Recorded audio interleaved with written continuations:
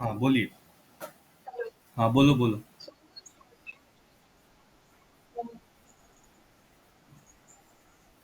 हाँ नहीं आता उसमें एक भी, है ना, अयुग्मित इलेक्ट्रॉन उसमें एक भी नहीं है। Very good. इम्प्रेसिव, बनने लगी केमिस्ट्री। चलो, लेट्स गो एंड डाइव, और आज हम ये चैप्टर करते हैं कंप्लीट, है ना। It will max to max 1 घंटा लेगा, और 1 घंटे के बाद आई शो यू कि इस चैप्टर से रिलेटेड हर एक क्वेश्चन आपके कदमों के नीचे रहेंगे, ठीक है। तो मेक श्योर कि 1 घंटे आप अच्छे से बैठो, ठीक है। और सॉरी मैं 10 मिनट लेट हो गया, और बट बहुत ज़्यादा लेट सोया था, बहुत ज़्यादा लेट, मुझे नींद ही 3 बजे के आसपास आई, ठीक है। तो लेट्स गो। अब सर कल हमने ऑक्सीकरण स्टेट या फिर ऑक्सीडेशन स्टेट्स देखी। सर कल हमने और क्या क्या देखा। सर हमने कल उसकी ये देख ली थी, ओके, उसकी इलेक्ट्रॉनिक कॉन्फ़िगरेशन कैसे निकालते हैं, संरचना कैसे होती है, आर्गन कैसे लगा सामने, वो देखा। अब सर जो नेक्स्ट चीज हमें देखनी है वो ये देखनी है, उनके भौतिक गुण कैसे होते हैं, किसके, संक्रमण तत्व या फिर ट्रांजिशन मेटल्स के, ठीक है। तो ट्रांजिशन मेटल के सबसे इंपॉर्टेंट चीज क्या होती है, वो होते हैं वो हार्ड, हाई मेल्टिंग पॉइंट होता है, बॉइलिंग पॉइंट हाई होता है, और जो गुड कंडक्टर होते हैं इलेक्ट्रिसिटी के। और मैक्सिमम अब इस चैप्टर में जो बचता है, मैग्नेटिक मोमेंट या फिर चुंबकीय आघूर्ण, एक वो, और दूसरा आपका क्या नाम था, लेंथेनाइड कॉन्ट्रैक्शन, लेंथेनाइड कॉन्ट्रैक्शन। इसको छोड़ के चैप्टर फिर अब पूरा की पूरा थ्योरी बेस्ड है, पूरा थ्योरी, मतलब आपको पूरी थ्योरी अच्छे से पढ़ना पड़ेगा, ठीक है। तो मेक श्योर कि यहाँ से आप थ्योरी पे ध्यान दोगे। आज ही चैप्टर कंप्लीट हो जाएगा, तो मेक श्योर कि ये पीडीएफ आपको जैसी मिलती है आप पूरे की पूरे थ्योरी पे ध्यान दोगे, और आपका चैप्टर यानी ऑलमोस्ट ये अभी करने के बाद ही आपको पता लग जाए कि हमसे पूरे क्वेश्चन बन गए इस चैप्टर के, ठीक है। क्या होता है सर, बहुत ज्यादा हार्ड होता है, ठीक है, कठोर होता है सर, उच्च गलांक, मेल्टिंग पॉइंट ज्यादा रहता है, वाष्पांक, बॉइलिंग पॉइंट ज्यादा रहेगा, और अच्छी चालक होती है, कौन, ट्रांजिशन या फिर संक्रमण तक। सर वो चमकदार होते हैं, लश्कर शो करते हैं, और तन्यता, टेंसाइल स्ट्रेंथ, बहुत ज्यादा टेंसाइल स्ट्रेंथ होती है उसकी। Next, atomic radius, atomic radius decreases across the period due to the increase nuclear charge. देखो, ऐसे जैसे ही आप इधर कहाँ से, लेफ्ट से राइट की तरफ जा रहे हो पीरियोडिक टेबल में, दाएं से बाएं की ओर, तो होगा ये कि जो आपका परमाणु त्रिज्या है या फिर जो एटॉमिक साइज है वो घटेगी। आपकी जो एटॉमिक साइज है वो घटेगा, वो इसलिए घटेगा क्योंकि जैसे जैसे हम इधर बढ़ेगा, आपका एटॉमिक नंबर बढ़ेगा, एटॉमिक नंबर बढ़ेगा, एटॉमिक नंबर मतलब परमाणु क्रमांक बढ़ेगा। परमाणु क्रमांक बढ़ेगा तो सर जो आपका नाभिक है, नाभिक में न्यूट्रॉन और प्रोटॉन की संख्या बढ़ेगी। न्यूट्रॉन और प्रोटॉन की संख्या बढ़ेगी तो सर चार्ज बढ़ेगा या फिर आवेश बढ़ेगा, और जैसे जैसे आवेश बढ़ेगा तो जो इलेक्ट्रॉन है वो धीरे धीरे पास में आते जाएंगे, और पास में आते जाएंगे तो उसके कारण सर परमाणु त्रिज्या या एटॉमिक रेडियस कम होगी। इसलिए इधर जाओगे तो एटॉमिक साइज क्या लेफ्ट से राइट या फिर दाएं से बाएं कम होता है, क्योंकि एटॉमिक नंबर बढ़ने के कारण न्यूक्लियर चार्ज या फिर नाभिक की आवेश बढ़ता है, जिसके कारण आपके एटॉमिक रेडियस कम होती है, ठीक है। नेक्स्ट क्या लिखा है, there slight increase after middle due to electron repulsion in d orbital.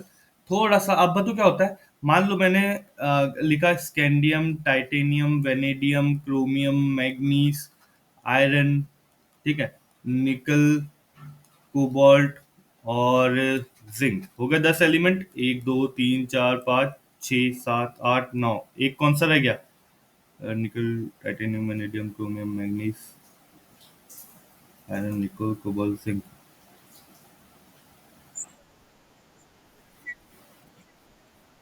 कहाँ पे रह गया।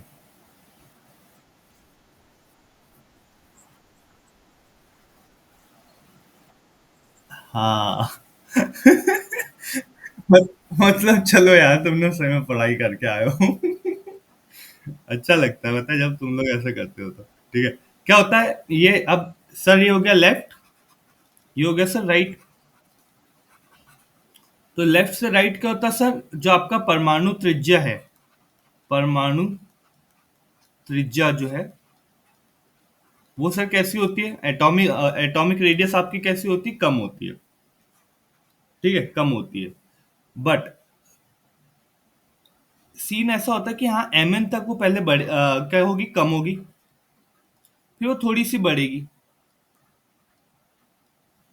और फिर उसके बाद फिर कम होगी। ठीक है। तो ये जो होता है, ये होता है डी ऑर्बिटल के कारण के। और रीजन क्या है इसका? कि यहाँ स्कैंडियम से मैग्नीज तक बढ़ी, वो सॉरी कम हुई, और फिर जैसी कम हुई फिर थोड़ी सी बढ़ी, और फिर उसके बाद फिर कम हुई। तो ये जो होता है, बीच के तत्वों के बाद डी कक्षाओं में इलेक्ट्रॉन प्रतिकर्षण के कारण, due to electron repulsion in d orbital, थोड़ी वृद्धि होती है। थोड़ी वृद्धि होने के बाद फिर से कम हो जाती है, और कुछ नहीं है। ठीक है। अब सर ये आयनिक आकार क्या होता है सर? अब देखो क्या होता है। हमने अभी देखा एटॉमिक, क्या ये आपका नाभिक है, या फिर न्यूक्लियस है, या आपकी ऑर्बिटल है? मान लो जो भी पहली ऑर्बिटल है, ई, यहां से यहां तक की जो दूरी है, डी, इसको सर हम बोलते हैं त्रिज्या, या फिर सॉरी आर, इसको हम बोलते हैं त्रिज्या, या फिर रेडियस। अब सर आयनिक साइज क्या होता है? अब जैसे ही मैंने इससे इलेक्ट्रॉन निकाल दिया, तो ये इस पे पॉजिटिव चार्ज आ जाएगा।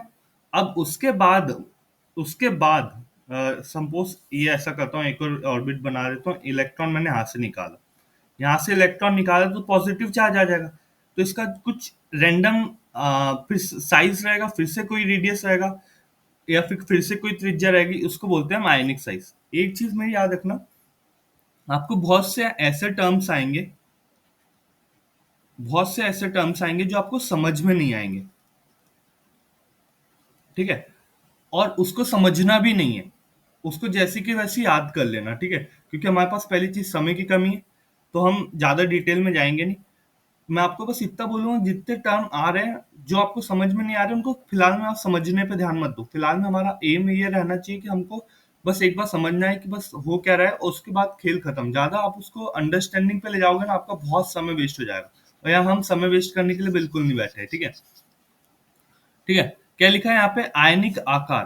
तो M2+, जैसी मैंने देखो कल बताया था, जैसे Mn की ऑक्सीडेशन स्टेट +2 से +7 तक होती है। हाँ होती है सर। M जो है नॉर्मल एटम है, मैग्नीस। अगर मैंने उससे दो इलेक्ट्रॉन निकाल दिए तो क्या हो जाएगा? 2+ होगा। फिर मैंने एक इलेक्ट्रॉन निकाल दिया, तो Mn3+ हो गया। ये देखो, Mn2+। आयरन है, आयरन से मैंने दो इलेक्ट्रॉन निकाले तो Fe2+ होता है। फिर मैंने उससे एक इलेक्ट्रॉन और निकाला तो Fe3+ होता है। तो ये जो ऑक्सीडेशन स्टेट्स आती है ऊपर, ठीक है, वो डिसाइड करती है कि जो आपका आयन का साइज है वो कैसा होगा। ठीक है। तो +2 और +3 ion are smaller than their parent atom. +2 और +3 आयन अपने मूल परमाणु से छोटे होते हैं। कैसे होते हैं सर? छोटे होते हैं। तो जो मूल परमाणु M है, उससे Mn2+ या Mn3+ छोटे होते हैं। ठीक है, साइज में।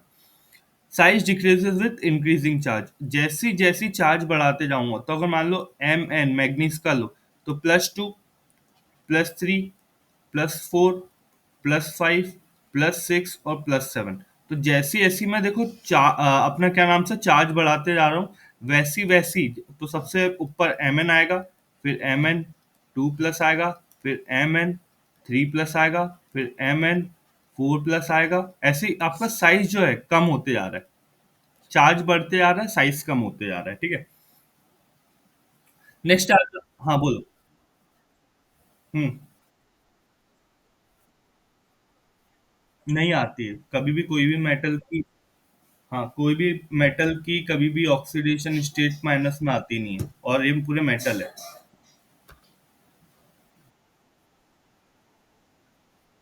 नहीं सोडियम, नहीं नहीं नहीं नहीं नहीं नहीं, सोडियम माइनस नहीं होता है कभी। किसने बोला सोडियम माइनस होता है? कभी भी याद रखना, किसी भी मेटल की ऑक्सीकरण स्टेट नेगेटिव नहीं होती है। ये जो देखो इधर बता रहा हूँ आपको, अच्छा क्वेश्चन था इसका, ये बहुत प्यारा क्वेश्चन था, मैं बता दे रहा हूँ, ठीक है। ये हो गया आपके मेटल।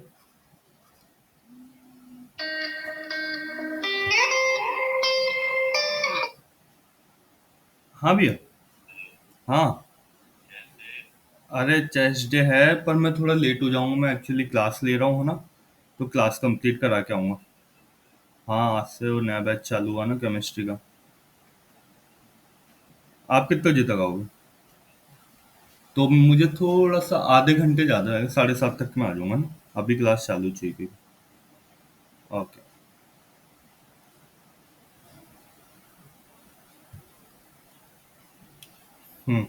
कहाँ पे थे हम? हाँ, ये देखो ये मेटल है, इनकी सबकी ऑक्सीडेशन स्टेट प्लस आएगी, ये पूरे मेटल है, यहाँ से लेके यहाँ तक, यहाँ से लेके यहाँ तक इनकी सबकी प्लस में आएगी।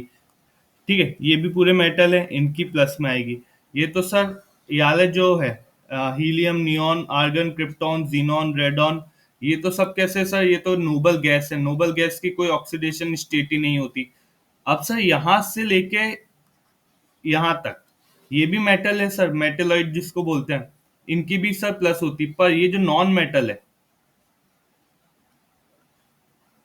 स्पेशली आला, ये वाला पार्ट नॉन मेटल, ये इनकी नेगेटिव ऑक्सीडेशन स्टेट होती है, ठीक है। तो याद रखना, negative oxidation state non metal की होती है, नॉन मेटल मतलब मेटल का उल्टा हो, ठीक है। ओके, फिर भी मैं लिख दूंगा वहां पे, तो आपको लोगों को याद आएगा, तो ये नोट्स में मैं एक्स्ट्रा पॉइंट्स ये रेड में लिखूंगा ताकि आप लोगों को याद आएगा, ठीक है। अब सर आयनाइजेशन एंथैल्पी क्या होती है? आयनाइजेशन एंथैल्पी मतलब ये होती है कि मान लो ये मेरा फिर से नाभिक है, नाभिक का बाहर बहुत सारी ऐसी ऑर्बिटल होगी, यहाँ पे कोई एक इलेक्ट्रॉन है, वो इलेक्ट्रॉन को बाहर निकालने के लिए कितनी ऊर्जा लग रही है, ठीक है। इस एक इलेक्ट्रॉन को बाहर निकालने के लिए कितनी ऊर्जा लग रही है, इस ऊर्जा को मैं बोलता हूं आयनाइजेशन एंथैल्पी या आयनन एंथैल्पी, ठीक है।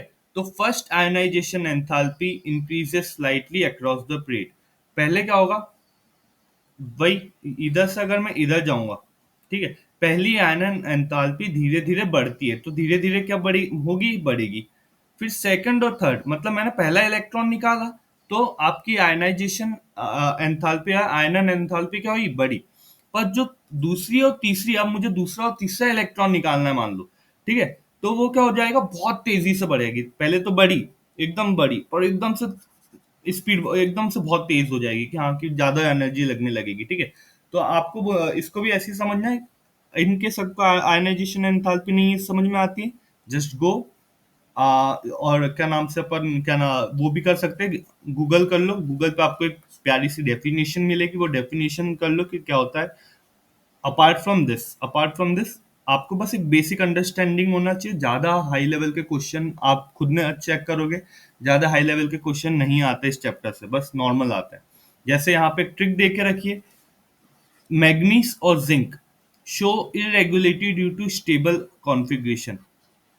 मैग्नीज और जिंक जो है उसमें D5 और D10 होने के कारण जो उसकी आयनाइजेशन एंथैल्पी है बहुत अधिक, बहुत ज्यादा अधिक होती है। वो क्यों होती है सर? D5 और D10 के कारण। बाकी फिर कोई टेंशन। ऑक्सीडेशन स्टेट सभी ने देख लिया था, मोस्ट कॉमन सर +2 +3 होती है। हाँ सर, जो इसकी क्या नाम से ऑक्सीडेशन स्टेट होगी, उसके बाद सर इलेक्ट्रॉनिक कॉन्फ़िगरेशन कैसे निकालते हैं, तो सर N-1 DNS, ये सर 1 से 14, ये हो गया 1 से 2। ओके, सामने हम क्या लिख देते हैं सर, आर्गन लिख देते हैं। नेक्स्ट, मैक्सिमम, हाँ 1 से, हाँ, मैग्नीस हैज मैक्सिमम ऑक्सीडेशन जो कि +2 से लेकर के कितनी, +7 होती है, ठीक है। फिर से सर ये M2+ और M स्टैंडर्ड इलेक्ट्रॉन पोटेंशियल क्या होता है, अगेन मैं यहाँ पे रेकमेंड करूंगा, जस्ट गो एनसीईआरटी में जाना, एक छोटा सा पैराग्राफ दे के रखा है, वो छोटा सा पैराग्राफ एकदम 2 या 4 लाइन का पैराग्राफ है, वो पढ़ना, आपको थोड़ा सा बेसिक अंडरस्टैंडिंग आ जाएगी। बट फिर भी मैं बता दे रहा हूँ इलेक्ट्रोड पोटेंशियल क्या होता है, कि मान लो जब मैंने एक एटम यानी एम से मैंने दो इलेक्ट्रॉन निकाले, ठीक है। अभी एम अपना नॉर्मल है, इससे मैंने दो इलेक्ट्रॉन निकाल लिए, तो ये दोनों के बीच में एक पोटेंशियल जनरेट होगा, एक वोल्टेज जनरेट होगा, उसको हम बोलते हैं इलेक्ट्रोड पोटेंशियल, ठीक है, जिसको हम ई नॉट से डिनोट करते हैं। Value becomes less negative from right to left to right. Again, इधर बहुत ज्यादा नेगेटिव रहेगी, इधर धीरे धीरे धीरे धीरे धीरे कम होकर उसकी नेगेटिविटी क्या होगी, और कम हो जाएगी, ठीक है। Indicates reducing power.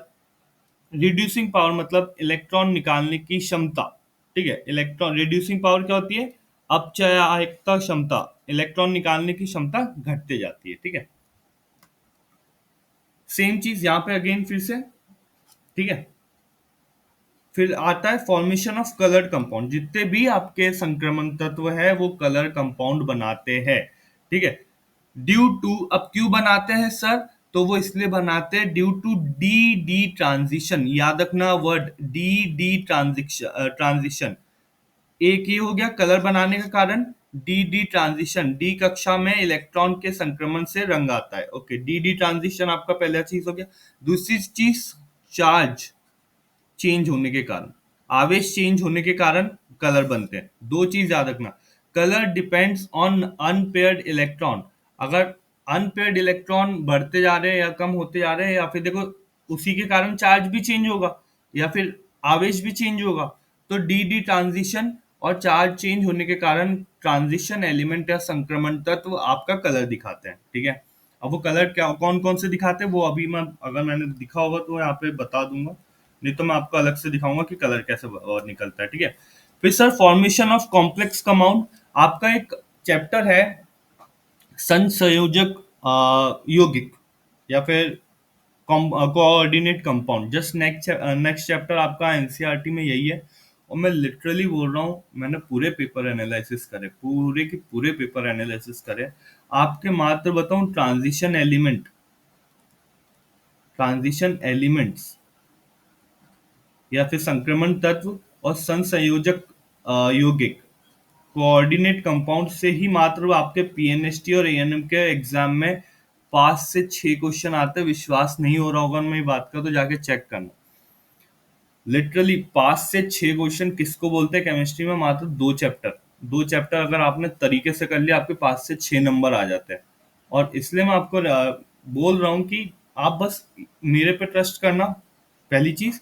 और दूसरा, दो चीज, एनसीईआरटी प्लस मेरे ये जो नोट्स आएंगे, जहां पर समझ में नहीं आया तो अब तो लेक्चर भी अवेलेबल है, तो लेक्चर, बस दो चीज, एकदम ट्रस्ट करके प्रैक्टिस करना, एकदम ट्रस्ट करके पढ़ना। एक भी क्वेश्चन इधर उधर नहीं जाएगा, देखना, गारंटी है मेरा, आपको हर एक चीज मिलेगी जो आपके एग्जाम में आने वाली है। तो मेक श्योर आप रिवीजन अच्छा करो बस। फॉर्मेशन ऑफ कॉम्प्लेक्स कंपाउंड ये हम नेक्स्ट चैप्टर में पढ़ेंगे, और नेक्स्ट आपको पता लगेगा कि जितने भी हम एलिमेंट अभी पढ़ रहे हैं उन सब के जो यौगिक बनते हैं या जो कंपाउंड बनते हैं, ठीक है, वो कैसे बनते हैं, क्यों बनते हैं, अलग अलग थ्योरी होगी। और बहुत इजी चैप्टर है, अगर आपको ये समझ में आ गया ना उसको, वो चैप्टर तो एकदम इजी, आप क्वेश्चन देखते बनाओगे उसके। Strong tendency to form complex, वहां पे एक टर्म आएगा लिगेंड, ठीक है, लिगेंड्स करके टर्म आएगा, जो कि NH3CN ये सब होते हैं। अब क्यों होता है sir, due to small size, high charge, availability of vacant d orbital. क्यों बनाता है सर कॉम्प्लेक्स कंपाउंड या यौगिक कंपाउंड, छोटे आकार के कारण, उच्च आवेश के कारण, और रिक्त डी ऑर्बिटल के कारण। रिक्त डी ऑर्बिटल के कारण कहीं भी इससे रिलेटेड क्वेश्चन आए, जहां पर भी डी ऑर्बिटल में ये हो रहा है, डी ऑर्बिटल में वो हो रहा है, वो आपका करेक्ट आंसर होगा, काम खत्म करना, ठीक है। फिर सर कैटेलिक प्रॉपर्टीज, आपने देखा होगा बहुत सारे आपके ऑर्गेनिक केमिस्ट्री में रिएक्शन आते हैं, जहाँ पे निकल का यूज होता है, पैलेडियम का यूज होता है, टाइटेनियम ऑक्साइड का यूज होता है, वेनेडियम ऑक्साइड का यूज होता है। ये देखो, पैलेडियम, निकल, टाइटेनियम, वेनेडियम, ये सब आपके क्या है, संक्रमण तत्व या ट्रांजिशन एलिमेंट्स ही है, ठीक है। तो ट्रांजिशन मेटल ही है ना। तो मेक श्योर कि ये जो कौन सी है, कैटेलिक प्रॉपर्टी या फिर उत्प्रेरक गुण भी शो करता है। Act as good catalyst due to variable oxidation states and absorption power. Sir ये पर्वती परिवर्ती ऑक्सीकरण अवस्था एवं अवशोषण क्षमता के कारण अच्छे उत्प्रेरक होते हैं। ठीक है, जैसे हेबर प्रोसेस, आप हेबर प्रोसेस पढ़ोगे, अमोनिया बनाने के काम में आती है, NH3 बनाने के काम में आती है। उसमें आयरन और वेनेडियम ऑक्साइड का यूज होता है। ठीक है। अब सर, इंटरस्टिशियल कंपाउंड, अंतःस्थली यौगिक। अब सर क्या होते हैं? Of course you can Google it. ठीक है, और आपके नोट्स में अपडेट करना है इसको। ठीक है। एक चीज मेरी याद रखना, जैसे मैं इंग्लिश में बोलता हूँ one page one notes, English में जैसे मैं बोलता हूँ वन पेज वन नोट्स, वैसे ही केमिस्ट्री में भी आपको, ठीक है, एग्जाम 18 तारीख को है एग्जाम, है ना? 10 तारीख तक, 10 जून को हमारा सिलेबस पूरा कंप्लीट हो जाएगा। 10 जून तक के आपको केमिस्ट्री में हर एक चैप्टर पे वन पेज वन चैप्टर, ठीक है, नोट्स खुद के तैयार हुए वाले चाहिए मुझे, है ना? मैं चेक करूंगा, जैसे ये चैप्टर मान लो आज कंप्लीट हुआ, मैं आपको बोलूंगा कि कल इसको आपको करके आना है और कल दूसरा चैप्टर भी पढ़ के आना है। तो आपको कल एक पेज में, सभी के एक पेज में नोट्स होना चाहिए, और मैं क्लास में कभी भी पूछ सकता हूँ, या फिर किसी को भी रैंडमली कॉल करके, वीडियो कॉल करके पूछ सकता हूँ कि मुझे दिखाओ, तो उस चीज के लिए रेडी रहना। Interstitial compound, form compound with small non metal के साथ या फिर छोटे अधातुओं के साथ यौगिक बनाता है, जैसे हाइड्रोजन, बोरॉन, कार्बन या फिर नाइट्रोजन के साथ। ये जो आपका संक्रमण तत्व है, वो क्या बनाता है सर? क्या बनाता है? कॉम्प्लेक्स कंपाउंड, या वो सॉरी, जो भी आपके जो इंटरस्टिशियल कंपाउंड है वो। सर, ये जो इंटरस्टिशियल कंपाउंड या फिर अंतःस्थलीय यौगिक होते हैं, ये हार्ड होते हैं बहुत, और इनका मेल्टिंग पॉइंट बहुत ज्यादा था, बहुत कठोर होते हैं और उच्च गलांक रहता है। ठीक है। फिर नेक्स्ट आता है सर एलॉय फॉर्मेशन या फिर मिश्र धातु निर्माण। ऑफ कोर्स ये सबने सुना ही होगा मिश्र धातु, और मिश्र धातु नहीं सुना होगा तो सबने कांसा या फिर ब्रॉन्ज तो सुना ही होगा। ब्रॉन्ज होता है copper plus tin, copper plus tin. ठीक है। स्टेनलेस स्टील, आयरन, क्रोमियम, निकल, आयरन क्रोमियम निकल 3D सीरीज के ये एलिमेंट है तो पूरे। ठीक है। तो आयरन एलॉय फॉर्मेशन में भी हम सर कॉम्प्लेक्स कंपाउंड का यूज करते हैं। एक्स्ट्रा एग्जाम ओरिएंटेड टिप, ध्यान से, अगर किसी को नींद आ रही होगी मेरे जैसे तो आंख खोल लेना। ठीक है, ध्यान से सुनना। जिंक, कैडमियम और सर क्या, मरकरी, हमने कल ही पढ़ा था। जिंक, कैडमियम और मरकरी नॉट ट्रांजिशन एलिमेंट, ये ट्रांजिशन एलिमेंट या संक्रमण तत्व नहीं होते, क्योंकि इसमें डी टेन ऑर्बिटल होती है जो कि पूर्णतः भरी होती है। तो सबसे ज्यादा कॉमन ऑक्सीडेशन स्टेट +2 और +3 है। कलर्ड आयन आते हैं, कलर्ड आयन क्यों आते हैं सर? अनपेयर्ड इलेक्ट्रॉन के कारण। रंगीन आयन आते हैं कि अविवाहित या फिर अयुग्मित इलेक्ट्रॉन के कारण। स्कैंडियम 3+ जो होता है वही एक ऐसा होता है जो कलरलेस होता है और डायमैग्नेटिक होता है। कलरलेस मतलब ना तो इसका कलर होता है, और ऊपर से डायमैग्नेटिक होता है, वो चीज अलग। डायमैग्नेटिक मतलब जिसमें मैग्नेटिक प्रॉपर्टी नहीं होती। ठीक है, चुंबकीय प्रॉपर्टी नहीं होती है। ठीक है। Mn जो है सर मैग्नीज, उसकी हाईएस्ट ऑक्सीडेशन स्टेट होती है +7। ओके। अब सबको मैं थोड़ा जगा देता हूँ, है ना, क्योंकि अब जो टॉपिक आ रहा है ना, अब बस 5 मिनट और 15 मिनट 20 मिनट की बात है। उसके बाद आप लोगों का ये टॉपिक ऐसा क्लियर हो जाएगा कि एकदम मस्त चक करने, फिर आराम से जाके सो जाना कि हाँ केमिस्ट्री में अब तो बन जाएंगे क्वेश्चंस। तो tick tick one, tick tick two, Nupur Sahu, hello बोलो।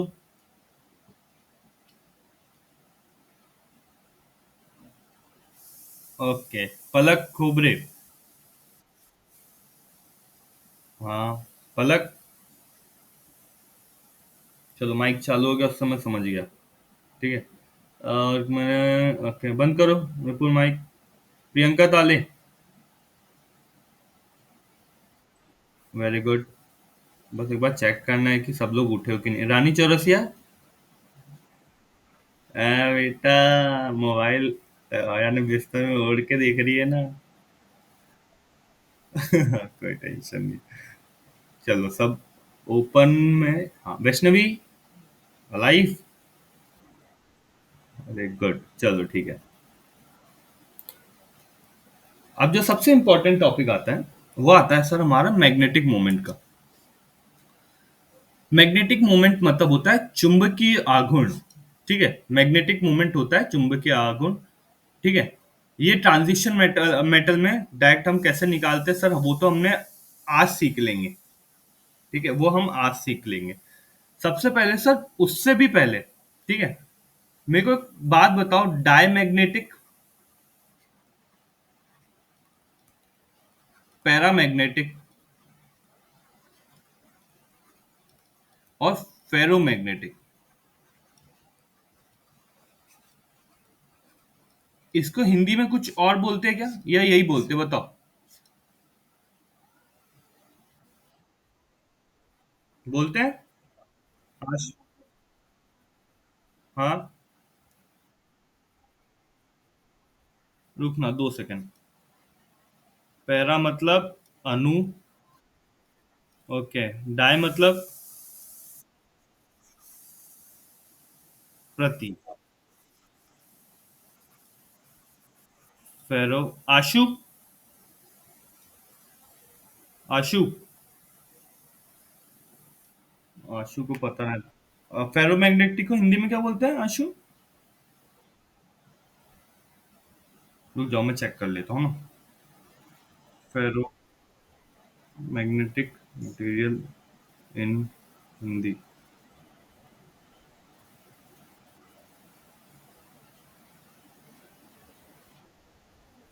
लोह चुंबकीय। ओके। तो सर, सबसे ज्यादा जो आपका चुंबकत्व होता है या मैग्नेटिज्म होता है, वो सर सबसे ज्यादा होता है आपका लोह चुंबकीय में। लोह चुंबकीय मतलब सर फेरो में सबसे ज्यादा। फिर उससे थोड़ा कम होता है पैरामैग्नेटिक या फिर अनुचुंबकीय में। और सर सबसे ज्यादा कम या नहीं होता है, नहीं नहीं होता है, याद रखना, नहीं होता है, वो होता है सर डायमैग्नेटिक या फिर प्रतिचुंबकीय में। ठीक है, ये हो गया आपका। थैंक यू मुझे हेल्प करने के लिए, यहाँ पे मुझे हिंदी वाले नहीं पता था। ठीक है, तो सबसे ज्यादा सर, सबसे ज्यादा इसमें, उससे थोड़ा सा कम इसमें, और उसके बाद इसमें तो सर होता ही नहीं है। ठीक है, चुंबकत्व ही नहीं होता है। ये हो गया। अब देखो जहां पर भी डी, आपका D5, सॉरी, अयुग्मित, युग्मित, ऐसे युग्मित ऐसे लिखेंगे क्या? नहीं, ऐसा नहीं लिखेंगे। अयुग्मित इलेक्ट्रॉन जीरो हो, जीरो हो, ठीक है, या फिर जहां पे D5 ऑर्बिटल हो, जहां पे D10 ऑर्बिटल हो, D10 ऑर्बिटल हो, वहां पर पूरे के पूरे तत्व जो है वो डायमैग्नेटिक या प्रति चुंबकीय हो जाते हैं। ठीक है, बाकी हमारा लोह चुंबकीय जो है वो, उसमें तो सर कोई टेंशन नहीं है। हमारा पैरामैग्नेटिक है, वो हमें चेक करना पड़ता है इससे कि कितना पैरामैग्नेटिक है। तो उसके लिए एक फॉर्मूला है, √n n+2। और सर जो यूनिट आती है वो आती है बोहर मैग्नेटॉन या बोहर चुंबकीय एकक, बोहर मैग्नेटॉन। ठीक है, BM में उसकी यूनिट आती है। Thus, transition elements show magnetic property due to presence of unpaired electron in d orbital। संक्रमण तत्व d कक्षा में अव्यवहित या अयुग्मित इलेक्ट्रॉन होने के कारण चुंबकीय गुण दिखाई देते हैं। अक्सर क्या होता है, increase with more unpaired electron, जैसी जैसी आपके इलेक्ट्रॉन अनपेयर्ड बढ़ते जाएंगे वैसे वैसे सर आपका जो चुंबकीय आघूर्ण है वो भी बढ़ते जाता है। सर मैक्सिमम जो होता है वो D5 के लिए होता है, बट सर एक चीज याद रखना, मैंने सारी यहाँ पे D5 लिखा है क्या? जीरो हो या फिर D10 होगा ना, वही तो, D10। ओके। अधिकतम सर D5 के लिए होता है। ठीक है, और फिर धीरे धीरे कम होते जाता है। अभी आप देखोगे उसको कैसे करना है। ये देखो, यहां से यहां तक के टाइटेनियम से चालू करा मैंने, बड़ा, और फिर उसके बाद सर क्या हुआ, यहां तक के बड़ा, फिर यहां से भी देखो, यहां से भी ऐसे बड़ा, इसके बाद देखो घटने लगा, इधर साइड तो घटने लगा, 5 से कम हो रहा है, यहाँ पे 5 तक बढ़ा, फिर उसके बाद 5 से कम होने लगा। ठीक है, तो ये होता है इसकी अब इसकी मैं दो तीन ट्रिक बता देता हूँ, ठीक है। बट ट्रिक नाम की कोई चीज नहीं होती, मेरी बात हमेशा याद रखना। ट्रिक आपको हमेशा लेके ही डूबती है, इसलिए मैं आपको कैलकुलेट करना सिखा रहा हूँ, ठीक है। हम्म, चलो हिमांशी, माइक ओपन करो। ओके, आपका कोई भी फेवरेट एटम एलिमेंट उठाओ यहाँ से।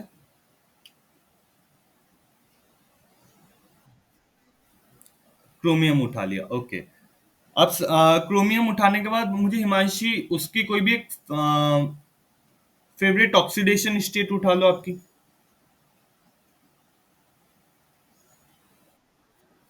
+6, ओके, मुझे लग ही रहा था ये लड़की +6 बोलेगी। चलो ठीक है। अब मुझे बताओ, क्रोमियम का एटॉमिक नंबर कितना होता है हिमांशी?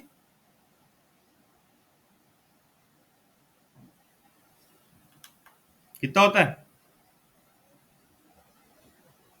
हिमांशी? हाँ, जब तक कि मैं पूरा क्वेश्चन कंप्लीट नहीं करता ना तब तक माइक बंद नहीं करना, ठीक है। +24, ओके।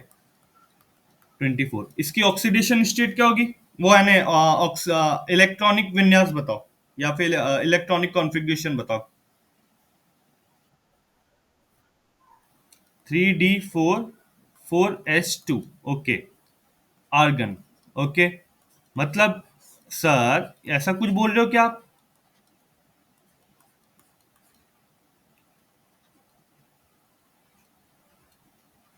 पर सर एक चीज तो है, ठीक है, ध्यान से देखो।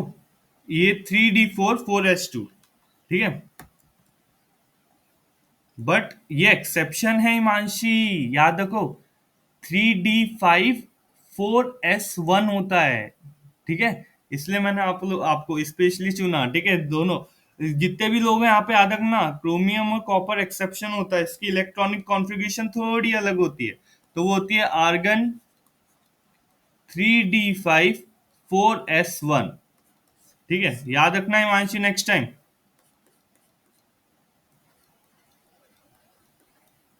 ओके, ये बना लिया हमने सर। 5 और 6 इलेक्ट्रॉन हो गए हमारे, ओके सर। अब क्रोमियम जो है, क्रोमियम के पास 1 2 3 4 5 6, 6 अयुग्मित इलेक्ट्रॉन है, ठीक है।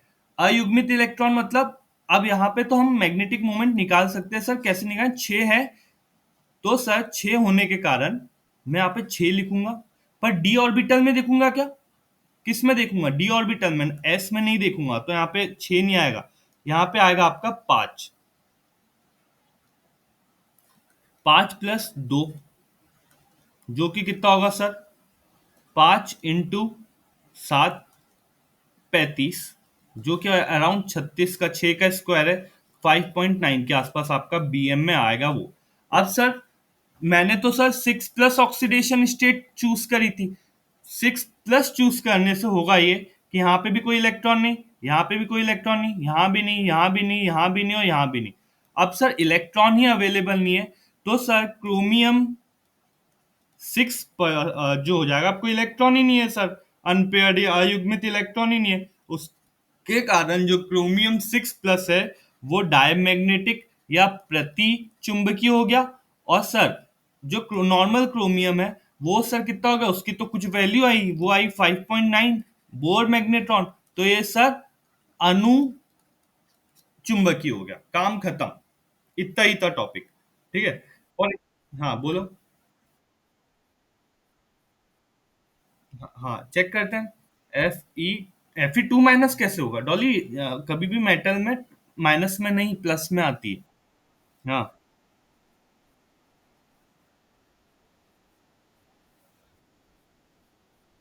हाँ, हाँ बाबा। हम्म, नहीं नहीं, तो अगर अगर दिमाग बोल रहा है ना ऐसे, तो वो क्वेश्चन ला के दिखाओ, मुझे रॉन्ग प्रूफ करो। हाँ, क्योंकि मैं कभी भी मेटल मेटल का काम ही है इलेक्ट्रॉन देना, ना कि इलेक्ट्रॉन लेना, ठीक है। तो याद रखना, मेटल इलेक्ट्रॉन देते हैं, लेते नहीं है। ये बात हमेशा याद रखना। कभी भी Fe2- हो ही नहीं सकता। मैं मेरा पूरा केमिस्ट्री का बेस हिल जाएगा अगर तुमने ऐसा बुला के प्रूफ कर दिया तो, ठीक है। और मैं बहुत खुश हूँ। हाँ।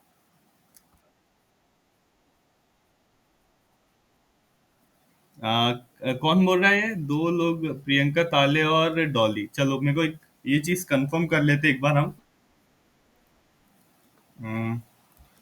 Fe2 minus.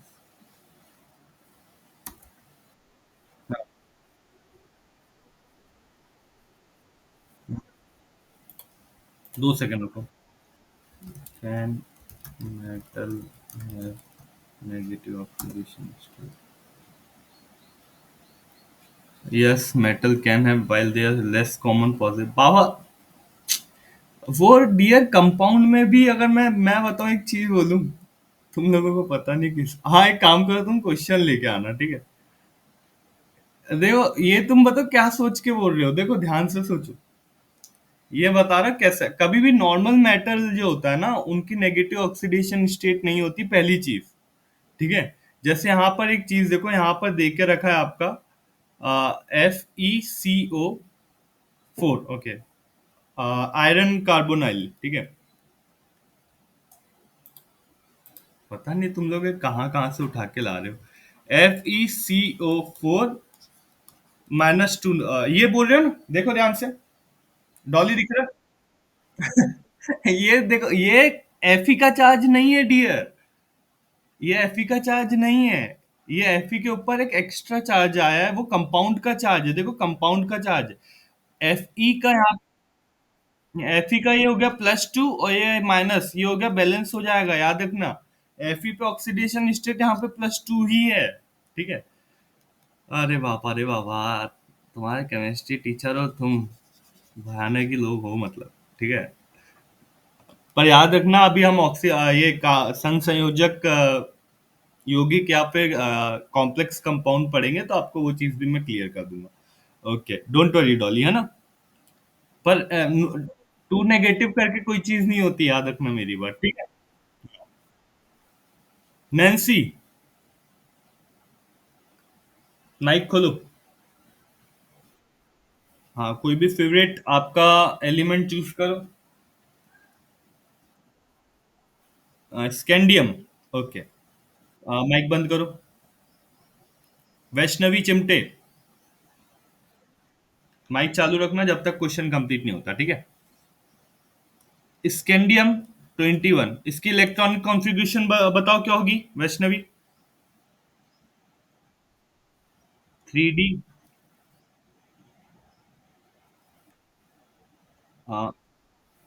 3D, पता नहीं नहीं बोलना डियर, देखो होता ये कि आप 18 तो आर्गन के इलेक्ट्रॉन आर्गन के हो गए, बचे सर कितने, 3, 2 तो सर एस में चले गए, बचा एक, तो हो जाएगा आर्गन 3D14S2, ये हो गया। Okay sir, 1 2 3 4 5। और सर ये क्या हो गया सर, ये हो गया सर कितने, 2 4S2। ओके, डी के इलेक्ट्रॉन कितने सर, तो डी के इलेक्ट्रॉन सर यहाँ पे एक ही इलेक्ट्रॉन है, ठीक है। एक इलेक्ट्रॉन है तो √1, 1 + 2, तो हो जाएगा √3, जो कि सर 1.7 हो गया। बट सर मैंने इसकी ऑक्सीडेशन स्टेट तो एक ही देखी है, S3+3 आ जाएगा, सॉरी स्कैंडियम +3। यहाँ का अंदर का भी इलेक्ट्रॉन खत्म, बाहर का भी इलेक्ट्रॉन खत्म। तो जैसे ही +3 देखा तो सर ये तो जीरो हो गया, एक भी इलेक्ट्रॉन अवेलेबल नहीं है।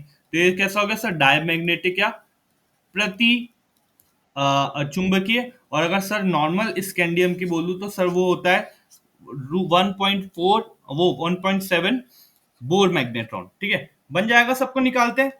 देखो यहाँ पे स्कैंडियम जो देखे रखा है, स्कैंडियम डायमैग्नेटिक होता है, डायमैग्नेटिक होने के कारण हमने कहीं पढ़ा भी है, देखो स्कैंडियम डायमैग्नेटिक होता है, कहाँ पे देखा, कहाँ पे, ये देखो स्कैंडियम +3, अब भी देखा जीरो आ रहा है उसका, तो डायमैग्नेटिक या फिर अ, प्रति चुंबकीय होता है, ठीक है। अब भी देखा हमने, ठीक है। अब देखो यहाँ पे, आप इसमें देखो कहीं आपको कहीं से कहीं तक के स्कैंडियम 3+ अवेलेबल ही नहीं है, क्योंकि वो डायमैग्नेटिक होता है। अब देखो टाइटेनियम +3, वेनेडियम +3, क्रोमियम +3, यहाँ पे +3 +3 +3 +3, मोस्ट कॉमन ऑक्सीडेशन स्टेट। +2 +2 +2 +2 +2 +2। आप ध्यान से देखो, एक अनपेड इलेक्ट्रॉन 1.73 मैग्नेट्रॉन, दो सर, एक से एक, दो से दो, तीन से तीन, पांच से पांच, ठीक है, इलेक्ट्रॉन चार से चार, तीन से तीन, दो से दो, एक से एक, ठीक है। तो याद रखना, जब भी आपके पास एक अनपेयर्ड इलेक्ट्रॉन आए, ऐसे कर लेना जल्दी जल्दी। बट सर मैं तो यही रेकमेंड करूंगा, मैं हमेशा ही रेकमेंड करूंगा कि आप एक बार निकालना सीखो। निकालना सीख जाओगे तो रट्टा मारने वाली टेंशन ही खत्म, जिंदगी से टेंशन ही खत्म, याद रखना मेरी बात। ठीक है, जिंक अगेन जीरो होता है, जिंक का भी कितना होगा, जिंक +2, ये हो गया सर प्रति चुंबकीय, वो सॉरी, हाँ प्रति चुंबकीय हो जाएगा, जीरो है ना, तो ये हो गया प्रति चुंबकीय। बस मुझे 2 मिनट देना। आपका अब नेक्स्ट टॉपिक चालू हो रहा है जिसका नाम है आंतरिक संक्रमण तत्व या एफ ब्लॉक तत्व, ठीक है। Just give me 2 minutes.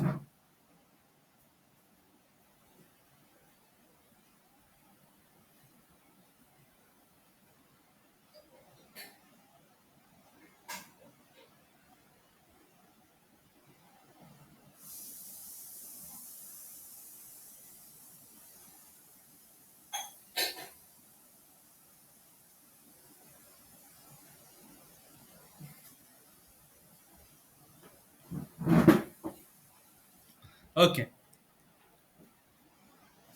अब आपका नेक्स्ट टॉपिक चालू होता है, ये ज्यादा बड़ा नहीं है, ये अगेन छोटा सा टॉपिक है। आधे घंटे में आपका पूरा सिलेबस ही का एक मेजर चैप्टर कंप्लीट हो जाएगा। 2 दिन में अपन ने भाई काफी अच्छी तरीके से, अगर आप मानो तो करा इसको। देखो यहाँ मेटल्स लिखा है, ठीक है, ये मेटल होते हैं, ये मेटल होते हैं, ये मेटलॉइड होते हैं, मेटल और मेटल के बीच वाले। ये हो गया नॉन नॉन मेटल, और ये हो गया मोनो एटॉमिक। मोनो एटॉमिक मतलब ये हो गया आपके नोबल गैस। ये हो गया आपका ऊपर वाली जो सीरीज है, ये कितने एलिमेंट है इसमें, 1 2 3 4 5 6 7 8 9 10 11 12 13 14, ठीक है।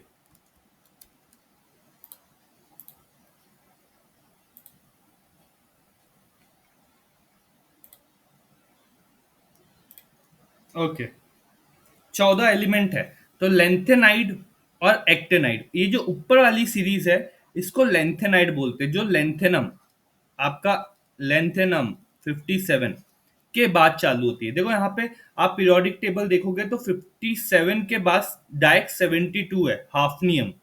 57 के बाद डायरेक्ट 72 है, हाफनियम। तो इसके बीच के जितने एलिमेंट 58 से लेके 71 तक है, वो कहलाते हैं लेंथेनाइट। क्या कहलाते हैं, लेंथेनाइट।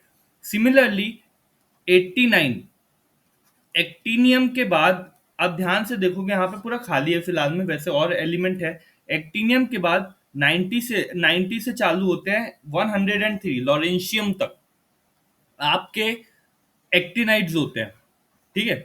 अब मैं जो बोल रहा हूँ वो करना।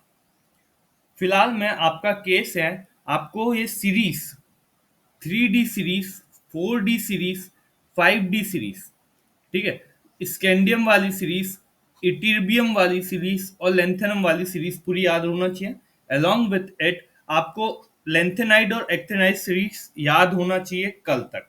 और वो इसलिए याद करवा रहा हूँ, वैसे तो मैंने मना करके रखा था कि मैं नहीं करवाऊंगा, वो मैं आपको इसलिए याद करवा रहा हूँ क्योंकि जो इसके एलिमेंट्स है ना, वो आपको पता रहना चाहिए।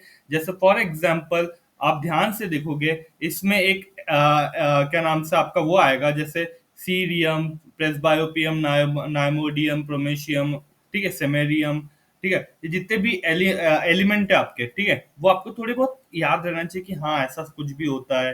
जैसे 83 नंबर पे, 83 नंबर पे क्या आता है, 83 पे बिस्मिथ। अब बिस्मिथ क्या सर ट्रांजिशन एलिमेंट है क्या, नहीं है। उस चीज को चीज समझने के लिए आपको थोड़ा सा एक बार पूरे एलिमेंट या तो याद कर लो, या तो फिर मैं आपको दिखा दूंगा एक बार, ठीक है, जो भी आप उचित समझो। ओके, हमारे सर जो लेंथेनम से एलिमेंट चालू होते हैं, ठीक है, कहां तक, ल्यूटेशियम तक। कहां तक सर, ल्यूटेशियम तक। उसको सर हम बोलते हैं, उसको सर हम बोलते हैं क्या, उसको हम बोलते हैं लेंथेनाइड, क्या बोलते हैं, लेंथेनाइड। लेंथेनाइड में कौन कौन से एलिमेंट होते हैं सर? लेंथेनम होता है, सीरियम होता है, प्रेसबायो डायोनियम होता है, नियोडाइमियम होता है, प्रोमेथियम होता है, सेमेरियम होता है, यूरोपियम होता है, गैडोलिनियम होता है, टर्बियम होता है, डाइस्प्रोसियम होता है, होल्मियम होता है, अर्बियम होता है, थूलियम होता है, यटरबियम होता है और लुटेशियम होता है। ठीक है। अब सर इतने याद करने की जरूरत है कि याद करने की जरूरत नहीं, बस आपको पता रहना चाहिए कि हाँ इसमें आला था, मुझे इतना पता है कि लेंथेनाइड में ये एलिमेंट आते हैं, काम खत्म। ओके सर, यहाँ पे तो कुछ नई चीज दिख रही है, इनकी इलेक्ट्रॉनिक कॉन्फ़िगरेशन में एक नया वर्ड आ गया, एफ। देखो एफ दिख रहा होगा। ओके सर, तो कहाँ से, तो मैंने आपको एक चीज बताई थी, अब एक एफ एक्स्ट्रा ऐड हो गया। अभी तक हम थ्री डी में सर किसका यूज कर रहे थे? थ्री डी में सर हम आर्गन का यूज कर रहे थे। फोर डी में हम सर किसका यूज कर रहे थे? क्रिप्टॉन का यूज कर रहे थे। अब जैसे ही लेंथेनाइड आया तो हम सर उसमें किसका यूज करेंगे? जीनॉन का यूज करेंगे। मतलब ये हुआ कि अब मैं इलेक्ट्रॉनिक कॉन्फ़िगरेशन किसकी, लेंथेनाइड की लिखता हूं, तो यहां पर मैं ऐसा ब्रैकेट मार के जीनॉन लिख दूंगा। जहां पे भी आपको जीनॉन दिखा वो आपकी लेंथेनाइड सीरीज हो गई। ठीक है। नेक्स्ट, अब पढ़ते हैं अच्छे से। ठीक है। Element in which last electron enters in n minus two f orbital are called f block. ठीक है, n minus two orbital are called f block elements. ठीक है, वे तत्व जिनमें अंतिम electron n minus two f कक्षा में जाते हैं उसको f ब्लॉक तत्व कहते हैं। They are also called inner transition element. इन्हें आंतरिक संक्रमण तत्व भी कहा जाता है। 4f block, 5f block. ठीक है। Z जहां पे आपका एटॉमिक नंबर या परमाणु संख्या की संख्या 58 से चालू होकर 71 तक जाती है, टोटल 14 एलिमेंट। ठीक है, आर कॉल्ड लेंथेनाइट्स। ठीक है। 5 ब्लॉक Z जहां 90 से लेके 103 तक जाते हैं, इसको हम बोलते हैं एक्टिनाइट्स। फिर से 14 एलिमेंट्स। ठीक है। अब सर हम पहले जो पढ़ रहे हैं इसको बोलते हैं हम sir 4f block lanthanides. These elements are present in sixth period। कौन से पीरियड सर? सिक्स पीरियड में। चेक करो, गिनो यहां से, एक दो तीन चार पाँच। सॉरी यहां से थोड़ी नहीं, हाइड्रोजन को क्यों बोल रहे हैं अपन, बेचारा गरीब, उसको थोड़ी नहीं बोलेंगे। यहाँ पे ऊपर हाइड्रोजन आएगा। एक दो तीन चार पाँच छ, ये आ गया सर छ में, ये सात में ये सर। ओके। समूह छह में होते हैं आपके क्या? Lanthanide. Okay sir. Last electron 4f में गुजरा है, मतलब क्या होता है sir? Xenon n minus to F, एक से लेके 14 तक, डी n माइनस वन, एक से लेके 10 तक, और n एस, एक से लेके दो तक। ये उसकी होती इलेक्ट्रॉनिक विन्यास का फॉर्मूला। ठीक है। बट हमें याद नहीं रखना है, बस हमें जीनॉन, जहां पर भी जीनॉन देखा आपका लेंथेनाइट दिमाग खटने चमकना चाहिए कि हाँ ये लेंथेनाइट का है, काम खत्म। नेक्स्ट, ये होती है आपकी इलेक्ट्रॉनिक कॉन्फ़िगरेशन एज सेट। पर यहाँ पर एक चीज याद रखना, ये जो डी ऑर्बिटल है ना, सबसे पहले खेल बताओ, मैंने आपको हमेशा बोला है कि जहां पर भी आपका ट्रांजिशन एलिमेंट की बात हो रही है, ठीक है, वहां पर हम कोशिश ये करते हैं कि जो आपकी डी ऑर्बिटल है ना वो बहुत बड़ा रोल प्ले करती है। यहाँ पे T2G, EG करके और बहुत सारे डीपर कॉन्सेप्ट आते हैं, और वही कॉन्सेप्ट जो है ना वो हमें फिलहाल में समझने पे ध्यान नहीं देना है, क्योंकि कम समय में हमें ज्यादा नंबर लाने। तो आप बस एक चीज याद रखना कि वहां पे जहां मैंने D-10 लिखा था, यहाँ पे 1 से लेकर 10 तक, वो सर यहाँ पे ध्यान से देखो, जो रियल कॉन्फ़िगरेशन हम जो एग्जाम पर्सपेक्टिव से पढ़ रहे हैं वो सर 0 से लेकर 2 तक रह जाती है। मतलब दो ही इलेक्ट्रॉन आएंगे इसमें, या तो 1 या तो 2। यहाँ पे सर 10 क्यों नहीं आ रहे, जबकि सर हमारे पास तो ऑर्बिटल पूरी है। 10 क्यों नहीं आ रहे, 10 आ रहे हैं या नहीं आ रहे हमें उससे मतलब बिल्कुल नहीं है, हमें उस चीज पे ध्यान नहीं देना है, बस इतना याद रखो कि ये होता है। अब जैसे यहाँ पे हम एक डब्बा बनाते थे, एक ऑर्बिटल, यहाँ पे डी के लिए हम सर 5 बनाते थे, वैसे ही सर एफ के लिए क्या हो जाएगा? एक दो तीन चार पाँच, और एक छ, एक दो तीन चार पाँच छ सात, ये हो गया आपका एफ के लिए। एफ में हो जाएगा सर 7। बस इतना याद रखना, बाकी कुछ नहीं है। वैसे इससे क्वेश्चन भी नहीं आते इलेक्ट्रॉनिक कॉन्फ़िगरेशन से इसकी, अगर आ भी गए तो ये पूछेगा जहां पे भी आपको जीनॉन दिखा जीनॉन मारो और आगे बढ़ो, ठीक है।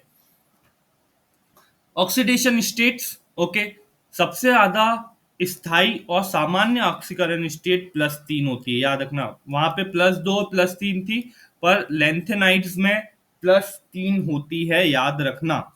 कुछ एलिमेंट ऐसे भी होते हैं जो +2 +4 भी दिखाते हैं आपके ऑक्सीकरण अवस्था या फिर oxidation state. Okay sir, next बताओ sir.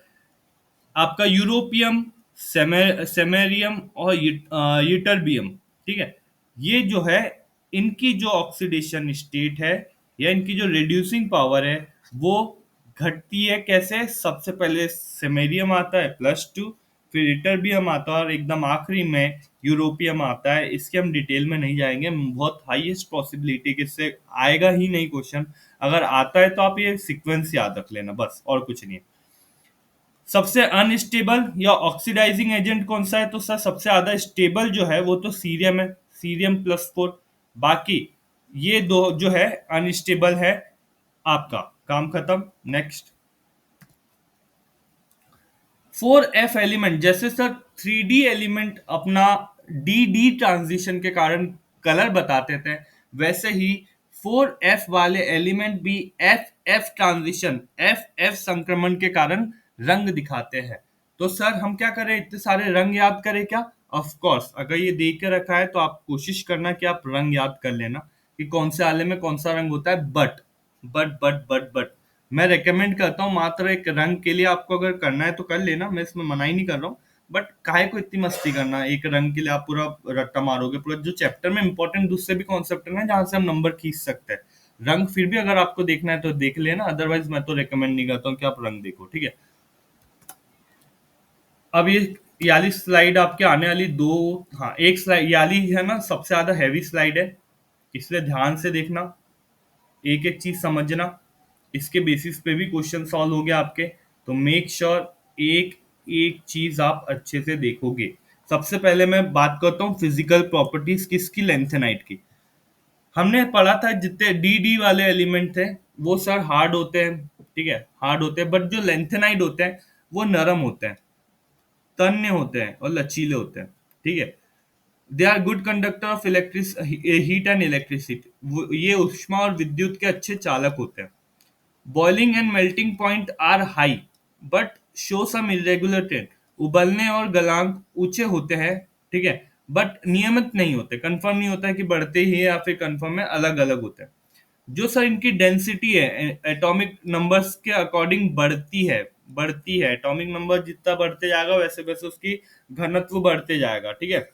Okay, all lanthanide show similar reactivity, जैसे क्या नाम से लेंथेनम या फिर लेंथेनम रिएक्शन करेगा वैसे ही वैसे ही आपका ल्यूटेशियम भी रिएक्शन करेगा, कोई चेंज नहीं होती, रिएक्टिविटी या फिर रासायनिक क्रियाशीलता सबकी सेम होती है। Okay sir, because 4F electron are shielded by 5S 5P and 6S electron, उसके कारण जो आपकी क्रियाशीलता है वो क्या होती है, सेम होती है, कोई डिफिकल्ट नहीं होती है, काम खत्म। ये आपका रीजन भी देके रखा है यहाँ पे।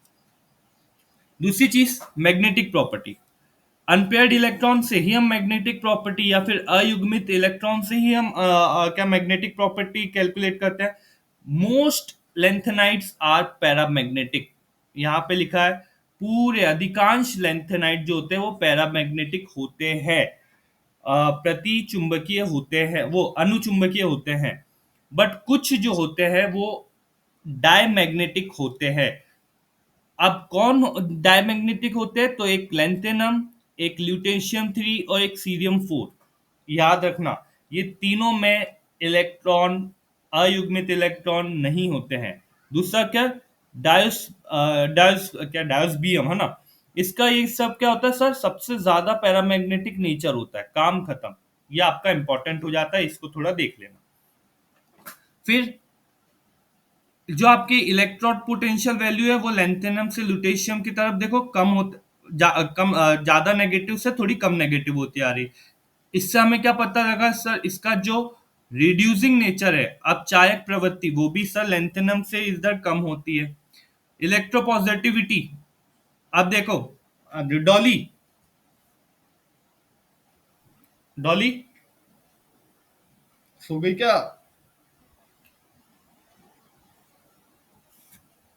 और कौन बोल रहा? प्रियंका ताले।